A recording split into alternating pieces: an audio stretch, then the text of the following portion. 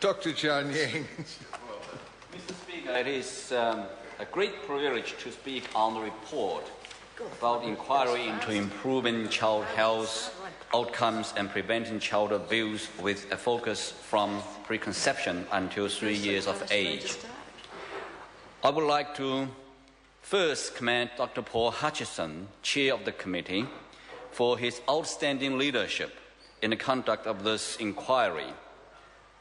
Dr. Hutchison demonstrated his extensive knowledge of the New Zealand health system and his unfailing commitment to the inquiry. Without his leadership, knowledge and commitment, we would not have been able to produce such a high-quality and far-reaching report. Mr. Speaker, this is the very first inquiry that I have participated in as an MP. I have learned a lot.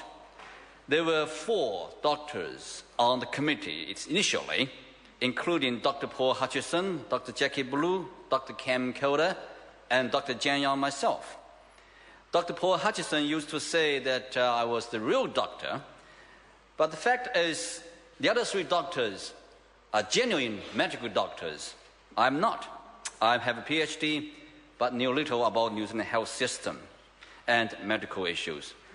I have experienced a steep learning curve. This inquiry has helped me tremendously. Mr. Speaker, I also learned a lot about our democratic system. We had a large number of submissions and hearings from governmental departments, institutions, NGOs, and individual citizens.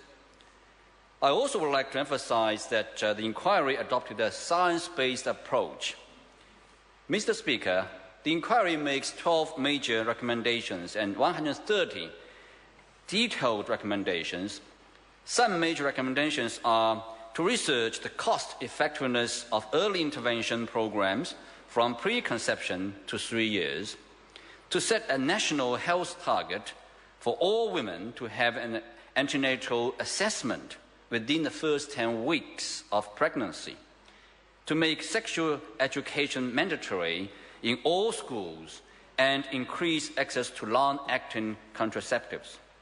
The government is currently considering the recommendations of the report. The response will be announced next year. Mr. Speaker, the inquiry and its recommendations build on the work the government is already doing. Young New Zealanders are getting a better start in life. A record 90% of 8-month-olds are fully immunized, a huge increase on only 67% of 2-year-olds under the previous government in 2007. We remain on track to have 95% of 8-month-olds immunized by 2017. 95% of children under 6 have access to free doctor's visits day and night, 7 days a week. We have insulated 235,000 homes, helping people to live warmer, drier, healthier lives.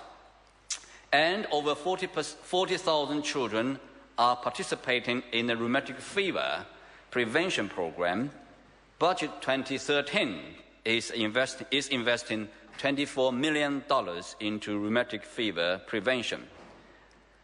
A further amount of $21.3 million is being invested to boost well child services.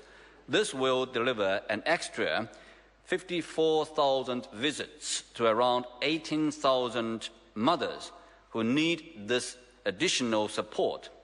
This means, on average, 3 additional well child visits up to the first 2 months of a baby's life. And Budget 2012 provided $1 million over 4 years for financial assistance for beneficiaries to access long-acting reversible contraception. Mr. Speaker, we have delivered 1,300 more full-time equivalent doctors and 3,000 more nurses. Now, Mr. Speaker, there is always more to do, and we will continue to invest in our health services as part of our commitment to deliver better public services. 5 years on, we are proud to be delivering better, sooner, more convenient health care for New Zealand families. As a Chinese immigrant, I tend to see New Zealand as a paradise, so we could work together and make our country an even better place for our children. Thank you. Sue Moroney. Thank you, Mr. Speaker, and it is indeed an honour to rise and speak on this debate